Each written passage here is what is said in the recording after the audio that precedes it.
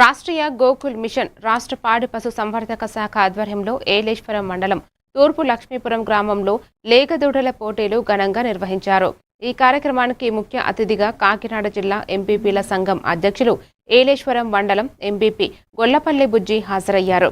Lingamparthi society అధ్యక్షులు Pentakota Mohan, NDA శ్రేణులు, పశుసంవర్ధక శాఖ సిబ్బంది పాల్గొన్నారు. పోటీల్లో పాల్గొన్న రైతులను అభినందించిన వారు పాడి పశుసంవర్ధక రంగం అభివృద్ధికి ప్రభుత్వం అమలు చేస్తున్న పథకాలను రైతులు సద్వినియోగం చేసుకోవాలని సూచించారు. అందరికీ కూడా ఇచ్చే పరిస్థితి, అమ్ముకునే పరిస్థితులు ఉంటాయి. మరి ఇవాళ ఒక గేది, ఒక ఆవు ఉంటే ఆ ఇంటికి ఉపయోగపడి మరి వృత్తి కల్పించే విధానంలో ఆ రెండు కూడా ఉన్నాయి.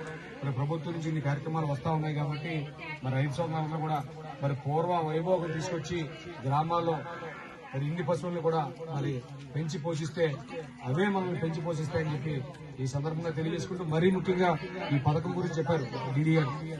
గతంలో పుడితే దొనపోదు కానీ లేకపోతే పెయ్యి తోడ కానీ పుట్టింది. ఖచ్చితంగా పెయ్యి తోడ పుట్టే పథకం మరి అది కూడా మనకి అదృష్టంగా భావించాలి. దాని ద్వారా కూడా మనకు ఉత్పత్తి జరుగుతుంది. మరి పాల ద్వారా మనకు లాభం వస్తుందనే ఆలోచన కూడా మీరందరూ కూడా చేయాలని చెప్పి తెలియజేసుకుంటూ, మంచి కార్యక్రమంలో నన్ను భాగస్వామ్యం చేసినందుకు మరి సిబ్బందికి